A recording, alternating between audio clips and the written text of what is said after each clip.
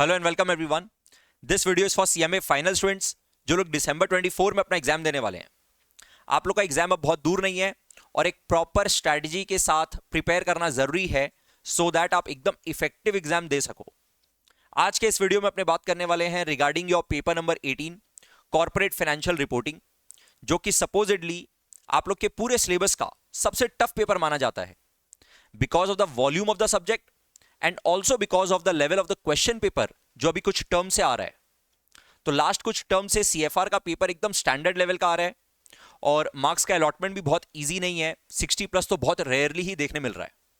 ऐसे में सीएफआर जैसे पेपर को हम लोग कैसे अच्छे से प्लान आउट करें, एमसीक्यूज के लिए कैसे प्रिपेयर करें, सब्जेक्टिव क्वेश्चंस के लिए कैसे प्रिपेयर करें सो दैट बहुत अच्छा एग्जाम दे सके और अच्छा खासा मार्क्स सिक्योर कर सके। तो एकदम डिटेल में अपने आज के इस वीडियो में बात करने वाले हैं रिगार्डिंग आप लोग का क्या पेपर पैटर्न है, एमसीक्यू का वेटेज कौन से चैप्टर में ज्यादा है, कौन सा इंपॉर्टेंट चैप्टर है, कौन सा नॉट सो इंपॉर्टेंट चैप्टर है, बहुत डिटेल में अपने बात करेंगे। आप लोग वीडियो को एंड तक जरूर देखना, आप लोग को बहुत ज्यादा हेल्प होगा। तो अपने आज के इस सेशन में बात करने वाले हैं रिगार्डिंग आप लोग का पेपर पैटर्न, जो कि प्रोबेबली आप लोग को ऑलरेडी मालूम है बट फिर भी ये एक बार जानना जरूरी है सो दैट एमसीक्यूज और सब्जेक्टिव क्वेश्चंस के बारे में अपने अलग अलग से डिटेल में बात कर सकें। एमसीक्यूज का कॉम्पोजिशन अकेले ही 30% है, तो अगर आप इसी को बहुत अच्छे से क्रैक कर लो तो half the job is done here itself. और उसके बाद सब्जेक्टिव क्वेश्चंस में आपके पास कुछ ऑप्शंस रहता है, तो उसमें कौन सा इंपॉर्टेंट चैप्टर है, कौन सा नॉट सो इंपॉर्टेंट चैप्टर है जो लीव आउट कर सकते हैं, उसका प्लानिंग अपने करेंगे। जब इतना बात अपने को पता चल जाएगा तब अपने प्रॉपर स्ट्रैटेजी बना पाएंगे एंड आप चैप्टर वाइज टेस्ट और फुल सिलेबस का मॉक एग्जाम्स अगर दे देते हो तो डेफिनेटली आप लोग एग्जाम के लिए बहुत अच्छे से रेडी हो जाएंगे। तो एक एक करके बात करते हैं सर। सबसे पहले तो पेपर पैटर्न। पेपर पैटर्न वैसे आप लोग को ऑलरेडी मालूम है, 15 एमसीक्यू क्वेश्चंस है, 2 मार्क्स का, 30 मार्क्स का। ये तो मैंडेटरी क्वेश्चन हो गया, इसमें कोई ऑप्शन नहीं है। उसके बाद 5 क्वेश्चंस आपको अटेम्प्ट करना है आउट ऑफ 7, मतलब आपको पूछा जाएगा 7 questions of 14 marks each, but आपको अटेम्प्ट करना है ओनली 5 ऑफ 14 मार्क्स ईच, तो ये आपको 70 मार्क्स दे देगा। तो 70 प्लस 30 आपका 100 मार्क्स हो गया। ओके, तो इसमें सर एमसीक्यूज का क्या कॉम्पोजिशन है एक बार डिटेल में डिस्कस करते हैं। अगेन जो अभी अपने एनालिसिस डिस्कस करने वाले हैं वो based on the latest question paper, latest model question paper जो आया था उसके बेसिस पे डिस्कस करने वाले हैं, क्योंकि अभी अपने पास यही डेटा है और इसी के बेस पर आपको प्लानिंग करना पड़ेगा। हल्का फुल्का पैटर्न चेंज हो सकता है बट उसका भी चांसेस बहुत कम है। अभी आप यही मान के चलो कि आप लोग का पेपर पैटर्न एग्जैक्टली यही रहने वाला है और इसी के हिसाब से आपको प्रिपेयर करना है। तो एमसीक्यूज आप देखोगे लेटेस्ट पेपर पैटर्न जो था उसके हिसाब से टोटल 30 मार्क्स जो है उसमें से 7 क्वेश्चंस है on end S, 2 question from consolidation, 2 from government accounting, 2 from recent developments, 1 from business combination, 1 from NBFC. ये आपका 15 क्वेश्चन हो गया 2-2 मार्क्स का, और ये आपका मार्क्स हो गया इंटू 2 करके। तो इसमें एकदम क्लियर कट दिख रहा है कि सर इंड एस का वेटेज बहुत ज्यादा है और बाकी चैप्टर्स जो है आप बिजनेस कॉम्बिनेशन, कंसोलिडेशन को एक साथ ही काउंट करो, मतलब ये सिमिलर चैप्टर है, दोनों साथ में ही करे जाने वाला चैप्टर है। ठीक है, तो बाकी का वेटेज सिमिलर सा है और वैल्यूएशन एनबीएफसी फाइनेंशियल इंस्ट्रूमेंट वाला जो मॉड्यूल है, मॉड्यूल नंबर 2 वैल्यूएशन एनबीएफसी और फाइनेंशियल इंस्ट्रूमेंट, उसका वेटेज एमसीक्यू में अभी फिलहाल इतना ज्यादा नहीं दिख रहा है। यहां पे एक क्वेश्चन दिखा था, ये 2 हो सकता है, बहुत मैक्सिमम 3 हो सकता है, उससे ज्यादा नहीं हो सकता है। ऑलराइट, तो इसमें आपको एक बार और क्लियर दिखेगा कि सर एमसीक्यू का वेटेज इंड एस का बहुत ज्यादा है, बाकी चैप्टर्स का सिमिलर टाइप का है। एनबीएफसी, फाइनेंशियल इंस्ट्रूमेंट और वैल्यूएशन चैप्टर का प्रोबेबली उतना ज्यादा एमसीक्यू में वेटेज नहीं है।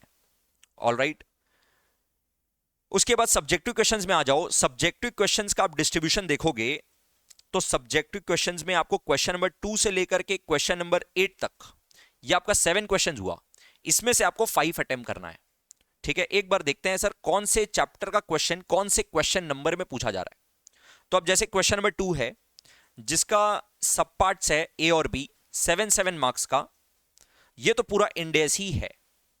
उसके बाद क्वेश्चन नंबर 3 जो है उसका भी सब पार्ट है ए और बी, इसमें भी 7 मार्क्स का जो क्वेश्चन है उसमें एक क्वेश्चन तो इंड एस है और दूसरा वाला वैल्यूएशन है। This can be valuation, this can be financial instrument and this can be NBFC also, but NBFC से प्रॉपर पूरा 7 मार्क्स का क्वेश्चन आने का चांसेस थोड़ा कम है बिकॉज उसमें प्रोविजन का ही क्वेश्चन वो लोग पूछते हैं और वो एमसीक्यू में पूछना बहुत ईजी है। बट फिर भी चांसेस है आ सकता है। तो आइदर वैल्यूएशन या फाइनेंशियल इंस्ट्रूमेंट या एनबीएफसी से यहां पर एक क्वेश्चन पूछा जाएगा। फिर क्वेश्चन नंबर 4 में अगेन सब पार्ट है ए और बी 7 मार्क्स का।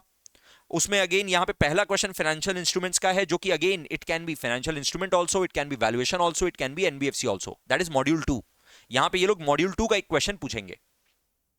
उसके बाद आप देखो जो पार्ट बी है उसमें बिजनेस कॉम्बिनेशन या यहां पर कंसोलिडेशन भी हो सकता है। It can be a business combination का question, it can be a consolidation का question. When I say business combination it includes internal reconstruction also, क्योंकि आप लोग के मॉड्यूल में बिजनेस कॉम्बिनेशन के अंदर ही इंटरनल रिकंस्ट्रक्शन को भी इंक्लूड किया हुआ है। तो इंटरनल रिकंस्ट्रक्शन, बिजनेस कॉम्बिनेशन का बाकी टॉपिक्स या कंसोलिडेशन में कोई सा भी टॉपिक से यहां पर एक क्वेश्चन पूछा जा सकता है। क्वेश्चन नंबर 5 और 6 जो है उसमें कोई सब पार्ट नहीं है, एक इंडिविजुअल क्वेश्चन है 14 मार्क्स का।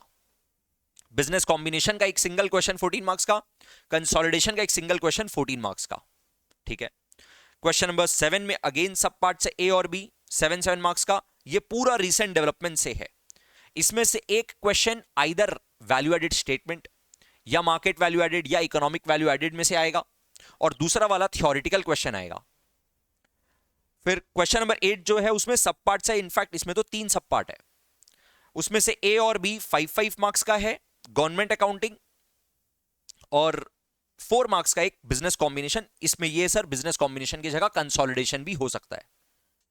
ऑलराइट, तो आपको इससे एक बार एक फेयर आइडिया मिल गया कि एग्जैक्टली क्या कॉम्पोजिशन है। एक बार MCQ plus subjective, MCQ plus subjective questions का ओवरऑल समरी देख लेते हैं कि टोटल क्वेश्चन पेपर में कौन से चैप्टर से कितना मार्क्स का क्वेश्चन आ रहा है। तो टोटल मार्क्स का डिस्ट्रीब्यूशन देखो, यह है एमसीक्यू प्लस सब्जेक्टिव मिलाकर के ये आ रहा है 35। बिजनेस कॉम्बिनेशन कंसोलिडेशन को आपको साथ में देखना पड़ेगा, इसको आप अलग अलग नहीं देख सकते हो क्योंकि ये इंटरचेंजेबली कोई से भी टॉपिक से क्वेश्चन पूछा जा सकता है। 45 मार्क्स का ये दोनों मिला करके, इसको आप साथ में ही देखो, business combination and consolidation. Correct. Recent developments जो कि बहुत छोटा और इजी सा चैप्टर है, एक दो टॉपिक प्रैक्टिकल है, बाकी थ्योरेटिकल टॉपिक है, वो भी इजी थ्योरी एकदम। ठीक है। उसके बाद गवर्नमेंट अकाउंटिंग तो कंप्लीटली थ्योरी है, और ये भी कोई बहुत बड़ा टॉपिक नहीं है, छोटा सा टॉपिक है, डायरेक्ट क्वेश्चन ही आता है। तो ये दोनों थ्योरी चैप्टर अपने बेसिकली बोल सकते हैं, और ये दोनों को मिला करके एमसीक्यू प्लस सब्जेक्टिव मिला करके 32 मार्क्स का ये भी आपको दिख रहा है। मतलब सर मेजरली पूरा क्वेश्चन पेपर यहां पे ही अपना आ गया। उसके बाद फाइनेंशियल इंस्ट्रूमेंट्स, वैल्यूएशन और एनबीएफसी आर कंपैरेटिवली इतना ज्यादा वेटेज वाला चैप्टर नहीं है। ये सबको मिला करके भी अगर हम लोग देखते हैं, फाइनेंशियल इंस्ट्रूमेंट, वैल्यूएशन और एनबीएफसी को मिला के भी देखते हैं, और इसमें भी एमसीक्यू प्लस सब्जेक्टिव मिला के भी देख रहे हैं, तो 16 मार्क्स बन रहा है। ये टोटल क्वेश्चन पेपर बना 128 का, बिकॉज सर 30 मार्क्स का तो एमसीक्यू हो गया, और 7 इंटू 14 आपका 98 मार्क्स का आपका सब्जेक्टिव हो गया। बट इसमें ऑब्वियसली आपको अटेम्प्ट 5 करना है, 30 प्लस 5 इंटू 14 आपको अटेम्प्ट करना है। राइट। तो ये क्वेश्चन पेपर बना 128 का, बट आप अटेम्प्ट करोगे 100 ही। करेक्ट है सर। ये हम लोग को पूरा प्रॉपर एक आइडिया लग गया कि क्वेश्चन पेपर का क्या पैटर्न है और मार्क्स का क्या डिस्ट्रीब्यूशन है। इससे हम लोग को ये क्लियर कट समझ में आ रहा है कि कौन सा इंपॉर्टेंट चैप्टर है, कौन सा नॉट सो इंपॉर्टेंट चैप्टर है। इनफैक्ट अगर हम इसको थोड़ा सा आपके लिए समराइज करें तो सर सबसे इंपॉर्टेंट तो इंड एस है। व्हेन आई से इंड एस मतलब मॉड्यूल 1, आप लोग के इंस्टीट्यूट के मैट का मॉड्यूल 1, जहां पे 12 इंड एस कवर किया गया है, 12 इंड एस टॉपिक्स कवर किया गया है। ये सबसे इंपॉर्टेंट है, बिकॉज एमसीक्यू में भी सबसे ज्यादा वेटेज आप देखो यहां पर ही है। ये वेटेज अगर थोड़ा कम भी कर देगा, मान लो एक क्वेश्चन कम पूछ लिया, तो भी 12 मार्क्स का मैंडेटरी एमसीक्यूज मिलने वाला है। मतलब इंडेस से 12 मार्क्स का कंपलसरी क्वेश्चन मिलने वाला है इंडेस से, जो कि अच्छा खासा सिग्निफिकेंट पोर्शन हो गया। इनफैक्ट ये वेटेज ना 14 से 16 या 18 तक भी जा सकता है। आई एम टेलिंग यू, ये एक्चुअली पोर्शन बहुत बड़ा है, और उसके बाद उससे बहुत इजीली अच्छा एमसीक्यू का क्वेश्चन बनता है। तो यहां पर आप मान के चलो सबसे ज्यादा वेटेज है, ये आपका सबसे इंपॉर्टेंट एरिया हो गया। इवन सब्जेक्टिव में सब्जेक्टिव क्वेश्चन में भी आप देखो 7 मार्क्स का 3 क्वेश्चन तो एकदम डायरेक्ट पक्का ये लोग पूछेगा, बल्कि ये एक फोर्थ क्वेश्चन और हो सकता है। तो आई वुड रादर से इसका वेटेज 35 से कम नहीं होगा, बल्कि 40 तक ही जाएगा। ये 35 से कम नहीं होकर के बल्कि 40 तक जाएगा इसका वेटेज। ये इतना इंपॉर्टेंट है, ठीक है। उसके बाद आप सेकंड टॉपिक एनालिसिस के बेस पे देखोगे तो आपको दिखेगा बिजनेस कॉम्बिनेशन एंड कंसोलिडेशन, ठीक है। इवन सब्जेक्टिव में 14 मार्क्स का तो सिंगल क्वेश्चन ही है। उसके बाद यहां पे भी एक क्वेश्चन पूछ लिया, यहां पे भी एक क्वेश्चन पूछ लिया। तो सेकंड मोस्ट अगर हम लोग इंपॉर्टेंस वाइज देखें, business combination and consolidation.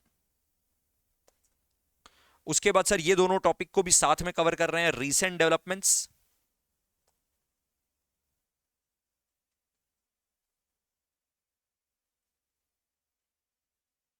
And government accounting.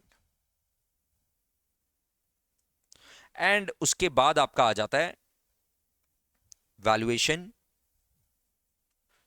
Financial instruments और एनबीएफसीज। ये ऑर्डर ऑफ इंपॉर्टेंस में हम आप लोग के लिए चैप्टर्स लिख दिए, यही आप लोग का पूरा सिलेबस है। बस ध्यान रहे जब बिजनेस कॉम्बिनेशन बोल रहे हैं तो इसके अंदर इंटरनल रिकंस्ट्रक्शन इंक्लूड हो गया।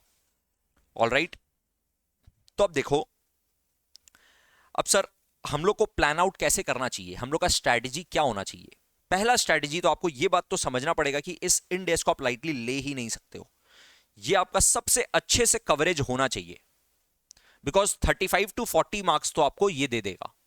एमसीक्यूज में, मैंडेटरी क्वेश्चंस में भी मिलेगा, सब्जेक्टिव में भी जब इसका क्वेश्चन पूछा जाएगा तो आप डेफिनेटली अटेम्प्ट करो, ऐसा आप प्लानिंग कर सकते हो।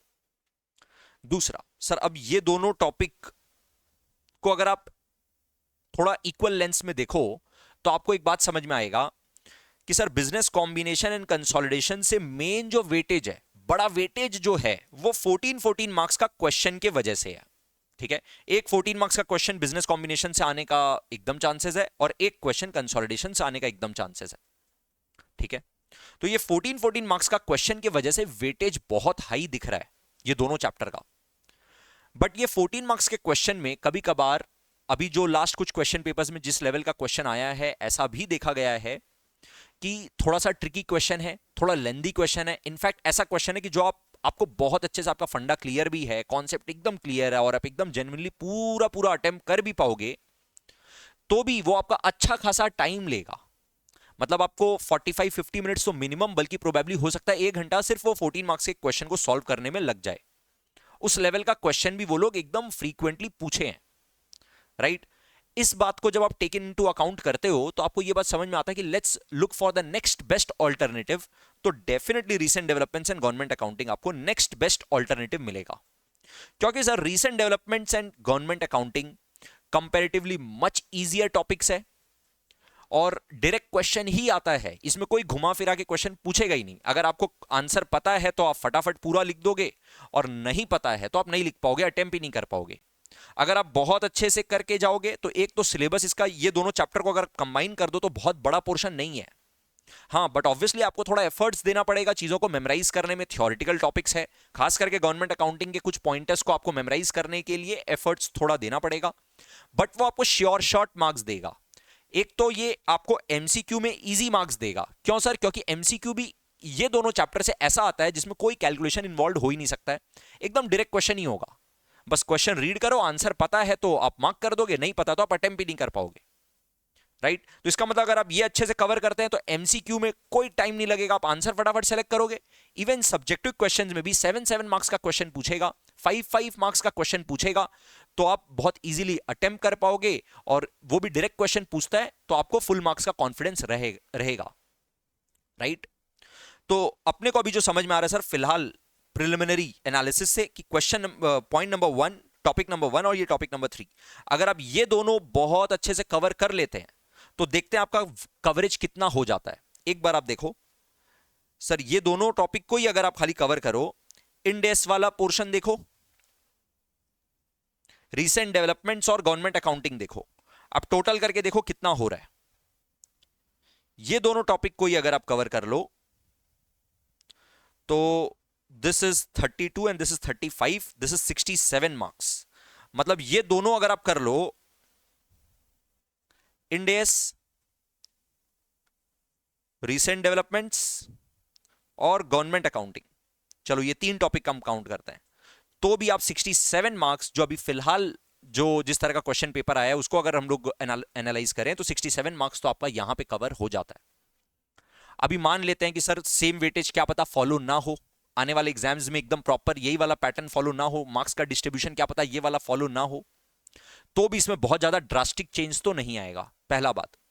दूसरा बात, सर क्वेश्चन ये भी उठता है कि सर अगर मान लीजिए हम लोग बहुत अच्छे से सब कुछ प्रिपेयर कर भी लिए तो भी हो सकता है इंडेक्स का एक इतना टफ क्वेश्चन आ जाए कि शायद हम लोग को नहीं समझ में आ रहा, उसका ट्रिकी एडजस्टमेंट नहीं समझ में आ रहा, हम लोग ना अटेम्प्ट कर पाए तो ये तो रिस्क हो जाएगा।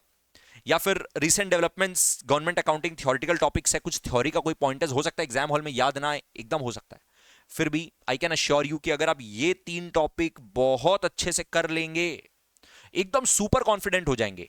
इसमें आपको इंस्टीट्यूट का मटेरियल, पास्ट पेपर का क्वेश्चन जो न्यू सिलेबस का आया है वो, प्लस इंडेस का जो नंबर ऑफ क्वेश्चंस है, एडिशनल क्वेश्चंस का प्रैक्टिस है इंडेस का, खास करके इंडेस का, वो अगर आप कर लेते हैं तो आप ये मान के चल सकते हैं कि आपका 50 मार्क्स तो एकदम सिक्योर हो जाएगा। खाली ये 3 टॉपिक के बहुत अच्छे से कर लेने से 50 मार्क्स के आसपास तो आप खाली इसके बेस पे सिक्योर कर सकते हो। बट ऑब्वियसली हम लोग का टारगेट 50 बिल्कुल भी नहीं होना चाहिए, हम लोग को 50 के बियॉन्ड जाना है, 65, 70, 75, 80 तक जाना है, वैसा ही अपने को प्रेपरेशन रखना है। इसीलिए आपको बिजनेस कॉम्बिनेशन एंड कंसोलिडेशन को भी बहुत सॉलिड तरीके से करना है, बट फिर भी यहां पर थोड़ा सा स्मार्ट तरीके से करना है। एक बात समझो कि अगर बिजनेस कॉम्बिनेशन कंसोलिडेशन का आपका पूरा कॉन्सेप्ट क्लैरिटी है, आपने अच्छा अच्छा क्वेश्चंस का प्रैक्टिस भी बहुत सारा कर लिया, तो भी अगर लेंदी क्वेश्चन आया तो एग्जाम हॉल में टाइम तो पक्का लगेगा, वो टाइम आप रिड्यूस नहीं कर पाओगे, पहला बात। दूसरा बात, एक दो ऐसा ट्रिकी एडजस्टमेंट वो लोग दे सकते हैं जिसके वजह से आपका सम पूरा सॉल्व ना हो पाए, एकदम हाई चांस है, भले ही आप कितना बढ़िया से भी प्रैक्टिस करके जाओ, ठीक है। मतलब एडजस्टमेंट आपका एग्जैक्टली अगर आपका एकदम वही वाला एडजस्टमेंट प्रैक्टिस किया हुआ है तब तो अलग बात है, बट कोई नया टाइप का एक एडजस्टमेंट डाल दिया, कोई एक नया ट्रिकी से एडजस्टमेंट डाल दिया, तो उसके वजह से आपको कहीं ना कहीं कॉन्फिडेंस थोड़ा सा लूज होगा और शायद पूरा सम एग्जैक्टली जैसे आप चाहते हैं वैसे सॉल्व ना हो पाए। इस चीज का आपको प्रोविजन बना के चलना पड़ेगा। कभी कभार ऐसा भी हो सकता है कि बिजनेस कॉम्बिनेशन और कंसोलिडेशन टॉपिक का जो 14 मार्क्स का क्वेश्चन आता है ना, वो इतना सिंपल, इतना इजी क्वेश्चन आएगा कि वो लॉटरी होगा। तो अब यहां पर आपको बात ये ध्यान रखना है कि वो लॉटरी टाइप का क्वेश्चन, वो इजी टाइप का क्वेश्चन आया तो कहीं वो मिस ना हो जाए, वो आप पक्का करो। मतलब बाई चांस बिजनेस कॉम्बिनेशन या कंसोलिडेशन टॉपिक से कोई बहुत इजी क्वेश्चन आया तो कहीं वो आप मिस ना कर दो, वो आप पक्का अटेम्प्ट करो, ये आपके दिमाग में पहला चीज होना चाहिए। दूसरा चीज, बिजनेस कॉम्बिनेशन कंसोलिडेशन का जो एमसीक्यू क्वेश्चन आता है वो आप डेफिनेटली अटेम्प्ट कर पाओ, कम से कम इतना प्रैक्टिस आपको होना चाहिए। अब हम आपको बता दें सर, जो एमसीक्यू वाला क्वेश्चन होता है ना, वो बड़ा सिंपल, बहुत इजी सा क्वेश्चन होता है। बिजनेस कॉम्बिनेशन चैप्टर का और कंसोलिडेशन चैप्टर का जो एमसीक्यू होता है वो बहुत इजी होता है, एकदम सिंपल, प्लेन सिंपल। अगर आपको फंडा क्लियर है, अगर आपको बेसिक्स पता है तो आप एमसीक्यू पक्का अटेम्प्ट कर दोगे, एकदम करेक्टली अटेम्प्ट कर दोगे। और अगर इजी क्वेश्चन आया तो आप बिजनेस कॉम्बिनेशन या कंसोलिडेशन का जो 14 मार्क्स वाला क्वेश्चन है वो भी आप अटेम्प्ट कर पाओगे। इनफैक्ट जो ये 7 मार्क्स का क्वेश्चन ये लोग बिजनेस कॉम्बिनेशन कंसोलिडेशन से पूछते हैं, ये जो 4 मार्क्स का क्वेश्चन पूछते हैं वो तो बहुत हाई चांस है कि इजी क्वेश्चन ही पूछेंगे, क्योंकि उसमें फिर ये लोग के पास ज्यादा स्कोप नहीं रहता उसको थोड़ा सा टफ बनाने का या लेंदी बनाने का। तो ये वाला क्वेश्चन कंपैरेटिवली इजी आता है, एमसीक्यू इजी आता है, और बाई चांस ये 14 मार्क्स का इजी आया तो वो आप बहुत आराम से अटेम्प्ट कर पाओ, इतना रेडी आपको होना है। तो ये काम आप कैसे कर सकते हो सर? बिजनेस कॉम्बिनेशन कंसोलिडेशन के लिए आप ऐसा कर सकते हो कि आप इंस्टीट्यूट मैट का जितना क्वेश्चंस है वो, प्लस न्यू सिलेबस का, सिलेबस 2022 का जो पीवाईक्यूज वाला क्वेश्चन है वो, अगर आप इतना कर लेते हो गाइस, क्या क्या बोले, इंस्टीट्यूट का मैट का क्वेश्चन सारा और पीवाईक्यूज वाला सारा क्वेश्चन अगर कर लेते हो अच्छे से तो आप एमसीक्यू के लिए पक्का रेडी हो जाएंगे। जो 7 मार्क्स 4 मार्क्स का क्वेश्चन आता है उसके लिए आप पक्का रेडी हो जाएंगे, और अगर 14 मार्क्स वाला इजी क्वेश्चन आएगा तो आप उसके लिए भी रेडी हो जाएंगे।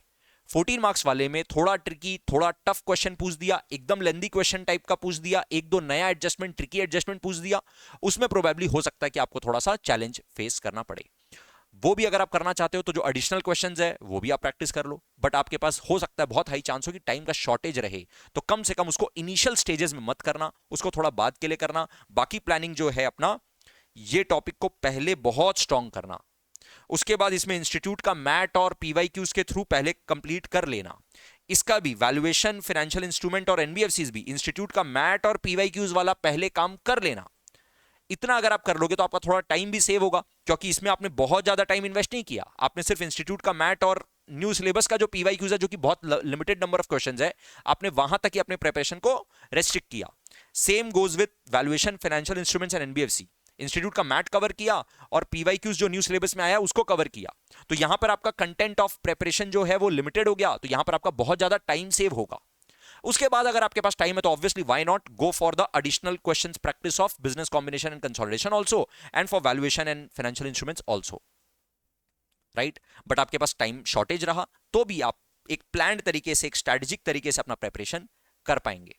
यही मेरे को लगता है कि बेस्ट स्ट्रैटेजी रहेगा। आप लोग अगर अपना कोई और स्ट्रैटेजी बना के रखे हैं तो वो बेस्ट होता है, बट अगर आपने अपने तरफ से कुछ स्ट्रैटेजी प्रॉपर नहीं बनाया हुआ है तो आई वुड एडवाइस कि आप ये वाला तरीका फॉलो करिए कि आप पहले 50 मार्क्स इंश्योर करिए। गाइज यहाँ पे 60 प्लस बहुत रेयरली देखने मिल रहा है सीएफआर के पेपर में, तो बहुत एम्बिशियस टारगेट प्रिपरेशन के टाइम पे भी 90 प्लस खाली सोचने से होगा नहीं।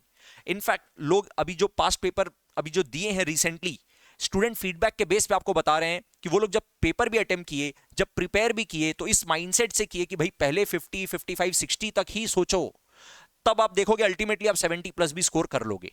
बट आप पहले ही 80 प्लस सोचोगे तो आपका प्रिपरेशन के टाइम पर ही आपका थोड़ा सा फोकस शिफ्ट हो जाएगा, डिफरेंट हो जाएगा, और वो एग्जाम हॉल में उतने अच्छे से निकल के आएगा नहीं जितना आप चाहते हैं, और फिर वहां पर एक अच्छा मार्क्स स्कोर करना थोड़ा चैलेंजिंग हो जाएगा। ठीक है, तो आपको पहले क्या करना है सर, पहला अपना 50 मार्क्स इंश्योर करो। वो आपका ये 3 टॉपिक कर लेने से हो जाना चाहिए। दैट इज मॉड्यूल 1 का 12 इंडेक्स एकदम सॉलिड, रीसेंट डेवलपमेंट्स एकदम टॉप नॉच होना चाहिए। इसमें 3 टॉपिक प्रैक्टिकल का है, value added statement, economic value added और मार्केट वैल्यू एडेड, और साथ में सीएसआर का कैलकुलेशन से रिलेटेड 1-2 पॉइंट आपको जानने का जरूरत है। बाकी पूरा का पूरा थ्योरी है जो कि बहुत इजी थ्योरी है, बट हाँ मल्टीपल रीडिंग्स रिक्वायर्ड रहेगा, थोड़ा लिख के प्रैक्टिस रहेगा, मल्टीपल रिविजन्स चाहिएगा। ठीक है, तब आपको वो रिटेन रहेगा pointers. Same goes with government accounting, completely hardcore theory है। आपको रिपीटेड रिविजन्स करके पॉइंटर्स को थोड़ा मेमोराइज करना पड़ेगा और एग्जाम हॉल में कैरी करना पड़ेगा। ये 3 अगर आप कर लेते हैं तो आपका एक डिसेंट मार्क्स सिक्योर हो जाना चाहिए। बट ऑब्वियसली अपने को खाली इस पे रिलाई नहीं करना है, अपने ये रिस्क नहीं लेंगे कि हम लोग खाली इसके बेस पे चले जाएं। हम लोग को टारगेट एग्जामिशन एंड बियॉन्ड करना ही करना है। अपने कवर रिमेनिंग चैप्टर्स करेंगे, पीवाईक्यूज जो न्यू सिलेबस का आया है वो तो पक्का करेंगे। अगर कुछ पीवाईक्यूज पीछे का भी कर पाओ तो बढ़िया है। मेरा पीवाईक्यू का सेशन स्पेशली अलग से लिया हुआ है जो कि प्लेलिस्ट में आप लोग देख सकते हो, तो वहां से आप लोग प्रैक्टिस कर सकते हो। और इंस्टीट्यूट मैट का क्वेश्चंस आपको डेफिनेटली कर लेना है।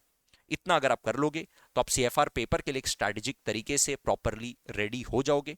इसके बियॉन्ड अगर आप जा सकते हो तो उससे बेटर तो है ही क्या। अब सर बात करते हैं, ये प्रेपरेशन करने के बाद अगर आप लोग टेस्ट दे देते हैं तब तो फिर बात ही क्या है, तब तो एकदम सॉलिड प्रिपेयर हो जाओगे। तो ये टेस्ट का डेट्स नोट कर लेना। ये 4 चैप्टर वाइज टेस्ट है जिसमें ग्रुप ऑफ चैप्टर्स को साथ में रख के टेस्ट ले रहे हैं। पहला टेस्ट में अपने 23 अक्टूबर से थोड़ा सा लेट से स्टार्ट कर रहे हैं, बिकॉज आपको पहला टारगेट क्या करना चाहिए कि सितंबर एंड तक या मैक्सिमम 10th ऑफ अक्टूबर तक आपका सिलेबस हर तरीके से कंप्लीट हो जाए, कुछ भी बाकी ना रहे। इनफैक्ट अगर 10th अक्टूबर के बाद आपका कुछ बाकी रह जाता है तो उसको छोड़ देना, फिर उसको ड्रॉप ही कर देना, फिर जितना हो गया बस उसी को रिवाइज करना और एग्जाम देना। 10th अक्टूबर के बियॉन्ड आपका प्रेपरेशन नहीं जा सकता है। 10th अक्टूबर के बाद आपका सिर्फ रिवीजन चलना चाहिए, उसके बियॉन्ड और कुछ नहीं। ठीक है, तो आप यहां से अब रिवीजन स्टार्ट करोगे और सीएफआर का प्लानिंग ये है, बाकी सब्जेक्ट का भी आपको प्लानिंग इस तरह से कर लेना चाहिए। सीएफआर का प्लानिंग ये है कि 23 अक्टूबर को आपका एक सिर्फ इंडेस के ऊपर मॉड्यूल 1 के ऊपर एक टेस्ट लिया जाएगा। 27 को recent developments and government accounting, एकदम उसी ऑर्डर में प्लान कर रहे हैं सर जो ऑर्डर ऑफ इंपॉर्टेंस है। 30 अक्टूबर के दिन valuation, financial instruments and NBFCs, और 3 नवंबर को बिजनेस कॉम्बिनेशन एंड कंसोलिडेशन। उसके बाद आप लोग का कुछ रिवीजन और मैराथन सेशंस होगा, और 10th एंड 17th नवंबर को आप लोग फुल सिलेबस का मॉक एग्जाम दे दोगे। अगर आप इतना कर लेते हो गाइस, बी रेस्ट एश्योर्ड कि आप बहुत बेहतरीन एग्जाम दोगे। All right, all the best guys, see you in the next video. Thank you so much, bye bye.